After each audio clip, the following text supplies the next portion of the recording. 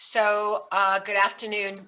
My name is Jan Smith, and I'm the Executive Director of SOMOS in Taos, New Mexico, which is a literary organization. And we've been here since 1983. This is our 38th year. And I'm speaking this afternoon with writer, teacher, Johanna DeBiase, is this going to be now, this is our 5th annual conference. Is this your 3rd or 4th year that you've offered a workshop? Well, I believe it's my 5th year offering a workshop, but my 4th year actually having one. The 5th year, it didn't go. We didn't get enough people. Oh, okay. Gotcha. The first year, well, we didn't get enough people.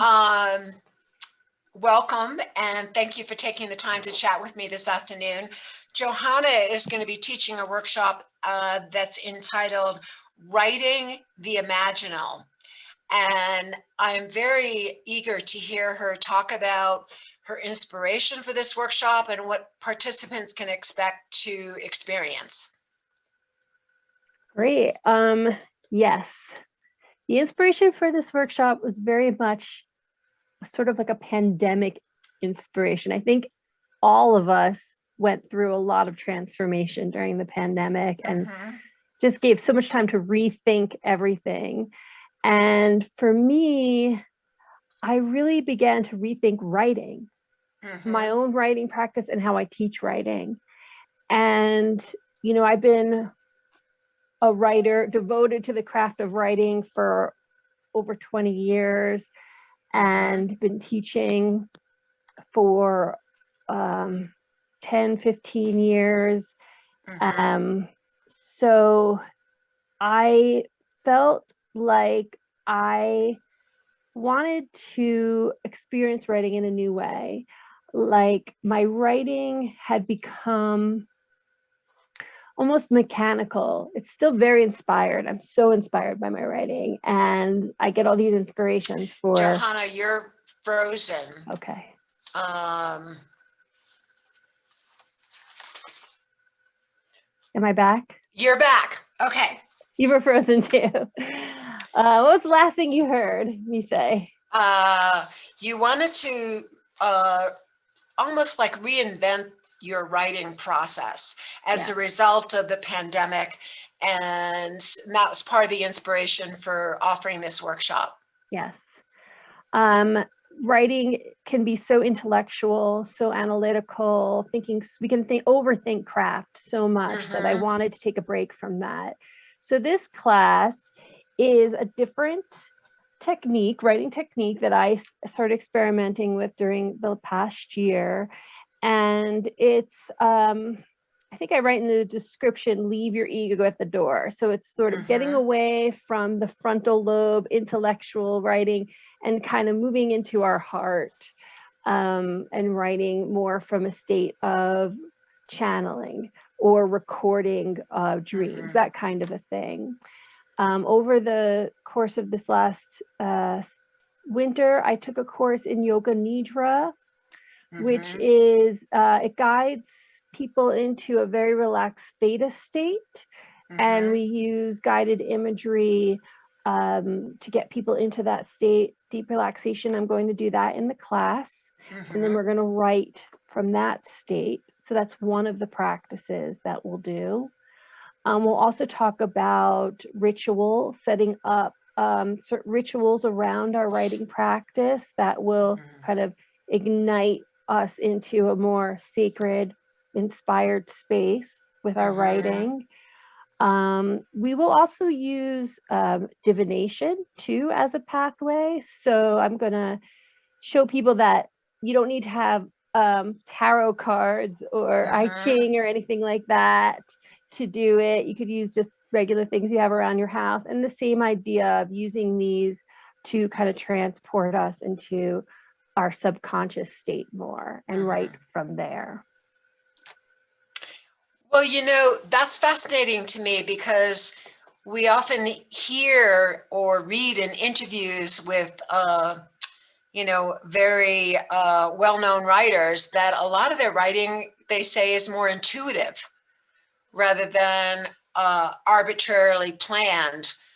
from the outside. So I think that is really a great idea to think about helping writers to access a different way of approaching their material.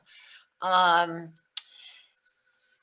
you're also a yoga teacher as well, as a writing teacher and a writer. And, and Johanna and I both went to the same MFA program, Goddard College, yay Goddard. And tell me what kinds of materials, either books or films or lectures, that you've found particularly striking recently. Let's see, I did pull aside a couple books that I have been reading. I usually am reading about 6 books at a time. It's insane. I just have all kinds of things going on. So I'll be reading nonfiction and fiction and poetry and all kinds of things. This book is, I also kind of think of it as a pandemic book. It's called How to Do Nothing, Resisting the Attention Economy by Jenny Odell. And this was I love that. Birthday. I think I've seen that. Yeah. Yeah, I think it was a bestseller on the bestseller list. It's a very smart book, so it's taken me a while to read.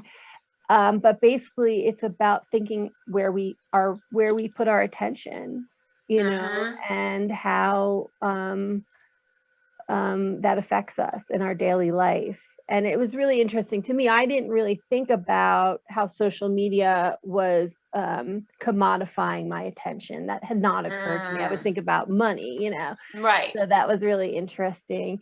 And then also I'm rereading Desert Solitaire. Oh, an oldie but goodie. Yeah. And I'm actually enjoying it better. I think the second time when I read, I was much younger and I didn't live in the Southwest. So I appreciate a lot more now because I am teaching some nature writing workshops this summer. So, I'm rereading that and also thinking about the attention economy. I want to put my attention on nature. So exactly. And I also forgot to mention that Johanna is also a poet, and this past year saw the publication of her collection entitled Gestation. So very much the Renaissance writer in many different genres, as well as your daughter, who is a writer, and your husband, who's a writer. Oh my gosh, talk about the literary family. So is there anything else that you'd like to share today about either yourself as a teacher or the workshop, or before we close? I